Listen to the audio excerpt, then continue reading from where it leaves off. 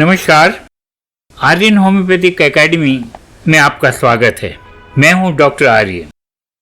Doctor Samuel Hahnemann की life और उनके वर्क की श्रृंखला को आइए आगे बढ़ाएं। In this video we shall talk about Hahnemann's repertories. Fortunately, Hahnemann after a long time got an assistant in Dr. Hahnemann, who had come to get his wife treated by Hahnemann and learn this new healing science and eventually settled down in Cochin. After Hahnemann left for Paris and practice, he would prepare medicine and send them across to Hahnemann in Paris.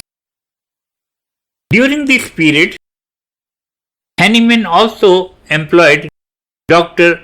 Ernest Ferdinand Ruckert, who had returned from Livonia, and set him to compile and arrange a repertory of all remedies named in chronic disease.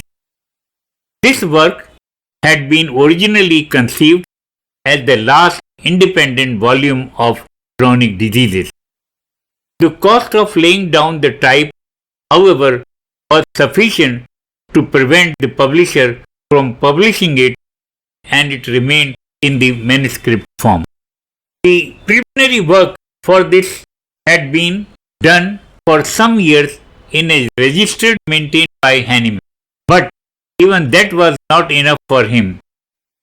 Two similar works by Ruckert and Weber did not appear to Hahnemann exhaustive or adequate. Under Hahnemann's supervision, therefore, Dar worked on a similar repertory, but because Hahnemann could not, of course, correct Dar's work in all details, it was very imperfect and contained many superficialities of which Hahnemann first became aware through the French translator Dr. Roth of Paris. Dar, on whom Hahnemann had at first set great hopes and with whose help he had intended to publish a standard homeopathic lexicon, seemed to have been an irresolute, hasty fellow lacking steady perseverance. Consequently, the literary plan which Hahnemann had devised, hoping for his assistance, did not reach their fulfillment, nor did Hahnemann retain long his subsequent post in Dusseldorf, to which Hahnemann had recommended. Hahnemann became more and more distrustful about the disruption in the rank and files of homeopathy. Few like Dr. Moultrie Müller did not find the therapeutic procedures of the old school to be thoroughly rejectable, nor did they consider an exclusively homeopathic method necessary. They allowed both systems of medicine to stand side by side, yet unwillingly and unfused during the period of medical evolution, and sanctioned the use of them one after another according to apparent need. It was no wonder that Hahnemann, on hearing this, he demanded Dr. Müller, as a homeopath, he should desist from such using allopathic methods of healing. Hahnemann called these people half homeopaths. Hahnemann also mistrusted Rummel and Roux, as these two gentlemen were converted from the allopathy and had their independent views. The first group of homeopathic physicians strictly followed Hahnemannian theory, while the pre-homeopaths, as those who treated many patients according to the old allopathic way. The appearance of chronic diseases in 1838 had given a perceptible impulse to further division among the members of this organization. However, with the collective efforts, a hospital building was constructed in Leipzig, and the very first homeopathic hospital was inaugurated on January in the year 1833, with Dr. Schoeviker as its director, as Hahnemann desired. Hahnemann did not desire to have any disciple of his. Whosoever wished to be his pupil was obliged to subscribe entirely to his theory. Until he had clear proof of this, he was full of doubt and mistrust. With repeated efforts of Dr. Humboldt in the year 1829, the Leipzig Association of Homeopathic Physicians was formed in Leipzig. Its members were from both the groups, from pure homeopaths and pre-homeopaths. Hahnemann had not achieved correction of those he intended to set right. On the contrary, exactly what he had desired to prevent took place almost immediately. In the place of Wiesweckert, Mortis Müller became the chief physician of the first homeopathic hospital. Dr. Mortis Müller appointed Hartmann as his assistant instead of Dr. Hahnemann's nominee, Dr. Hornberg. The Cothin period of strife and dissension within German homeopaths from the beginning of the 30th onward is deeply regrettable one. How much, for example, this strife embittered the old master's life even to his death in a foreign land. Hahnemann lived to see the end of the hospital in October 1842. Both warring groups forgot the old saying, in necessity unite, in doubt freedom, but in everything love. Discord destroys. Now let us talk about Hahnemann's first student, friends and other supporters in Germany. An increasing spread of homeopathy in Germany, rest of Europe, in North America and India. Since Dr. Constantine Herring and Dr. John Martin Honenberger respectively. And thereafter I shall show you the essays and other work of Hahnemann. The literary work of Hahnemann may be divided into two categories: pre-homeopathy work of Hahnemann and post-homeopathy work of Hahnemann. The pre-homeopathic work comprises of translations, annotation, revisions, etc. on authors' articles and writings, and his own written work in chemistry and in medicine. Post-homeopathy work of Hahnemann begins from the beginning of his new system of medicine, for which he worked for more than 50 years till his departure from Germany.